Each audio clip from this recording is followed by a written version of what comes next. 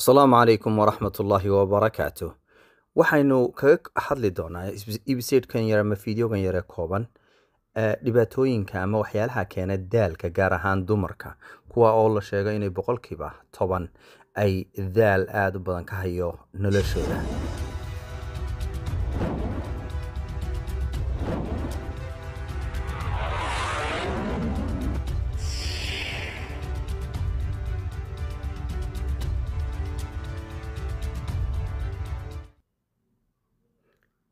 Marka aad u fiirsato habdhismeedka nolosha iyo saykalada iyo isdaba wareega nololeed ee ay ku nool yihiin dumarku marka loo eego habka noloshooda guud ahaan sida hormoonadoodu ay cyclinka u sameeyaan ee ay kolba wiigaga qaar ee toddobaadka ka mid ah ay isku bedelaan ama xilliyada waqtiyada ay ku jiraan sida uurka oo kale ama ay ku jiraan dhalmada ama jaqsiinta amaba xilliyada ay ka gudbaan xilliga dhalmada.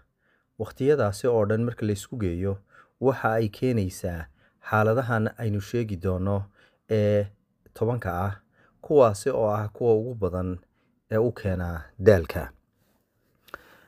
Ta koobaad waxa aynu ku sheegi karnaa xilliga ay hooyadu ilmaha ay jaqsiinayso ama ay hayso waxa ugu badan ee ku dhaca waa hurdo la'aan, taasi oo ay dhaliso ilmaha ay u soo jeedayso iyo hormoonadii jirkeeda oo uu isbedel iyada lafteeda ku dhacayo. Waqtiga loo yaqaano premenopause ama menopause-ka iyadana estrogen level-ka ama hormoonka estrogen-ka loo yaqaano ayaa isbedela oo keena kuleyl aad u fara badan, taasi oo iyaduna hurdada ku yaraysa xilliga ay dumarku galaan in ay dhalmada joojiyaan. Taasina waxay keentaa in ay isbedelka ku dhacay u keeno dhibaato hurdo oo ay gabadhu si fiican u seexan kari weydo. Taasi waxa weeyaan qodobka ugu muhiimsan ee hurdo la'aanta ama qodobada ugu muhiimsan ee keena hurdo la'aanta. Qodobka labaad waxa weeyaan wax loo yaqaano iron deficiency anemia.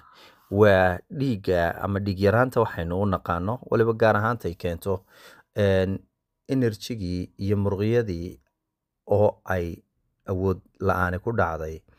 Waxyaalaha xilliyada ay toddobaadka ku jiraan haddii ay ka badato xilligii loogu talagalay ama qofkaasi cunto fiican cuni waayo oo ay irontu ay ku badan tahay ama ay dhacdaba in uu dhiig bax badan ku dhaco iyada oo ay hormoonadeedu khalkhalsan yihiin, iyaduna waxa suuragal ah inay taasi ay dhibaato ku keento habka fikirka iyo maskaxdeedaba.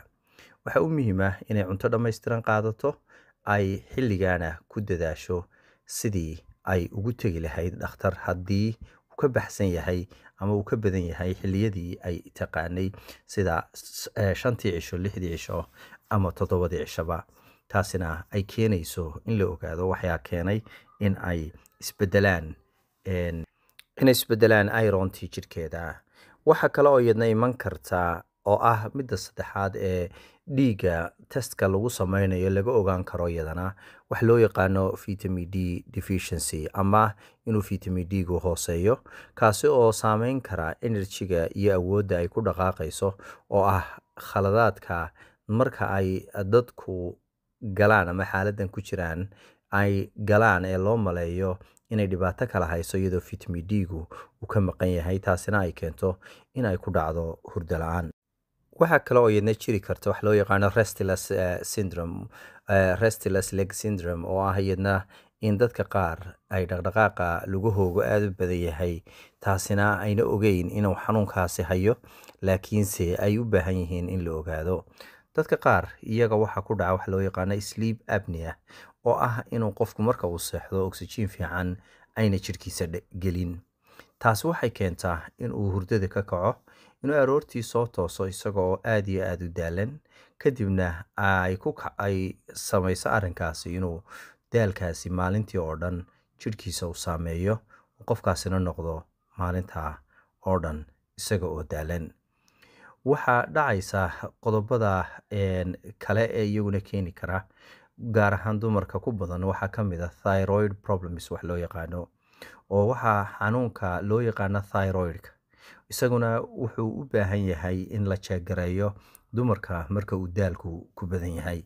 Haddii uu daalku ku bato gabadha ay garan weydo dhinaca looga yimi, waxaa u muhiim ah in dabeecadaheeda ay fiiriso haddii ay isbeddel ku yimaadeen, gaar ahaan haddii ay qof aad iyo aad u cadho badan noqotay, ama ay noqotay qof kulaylka dhibsata ama dhaxanta oo kale dhibsata oo aan sidii hore isbedelay, in ay thyroidkeeda eegto lana ogaado in uu daalkani ka imanayo inuu yahay thyroid kacsan ama thyroid hooseeya. Labadaba way keenaan.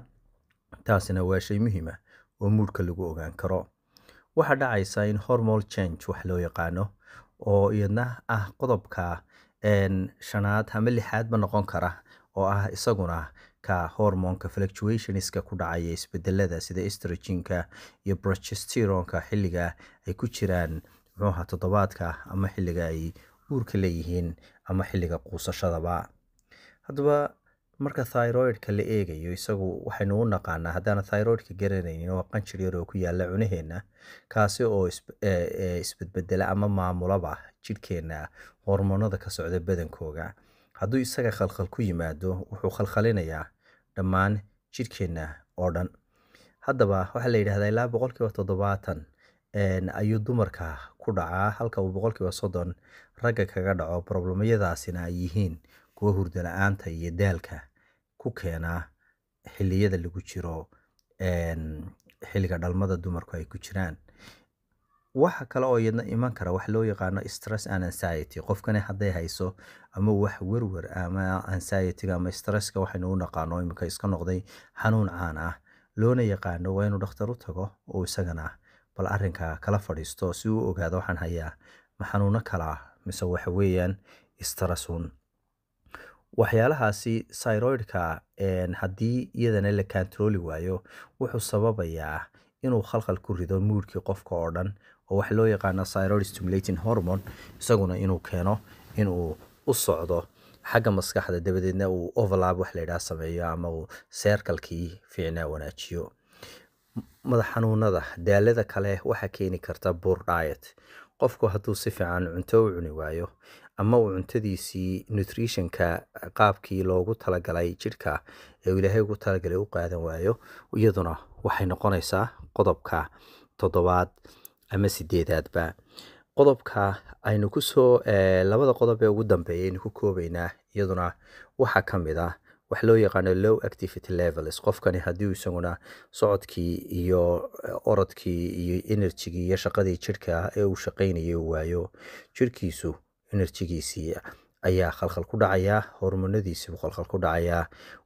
Markuu wax yar qabtaba daal fara badan buu dareemayaa.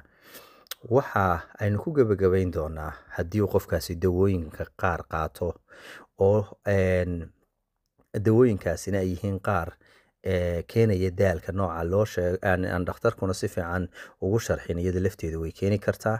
Waxa kale oo aynu raacin doonaa inay infectioniska iyo chronic illnessku ay keeni karaan.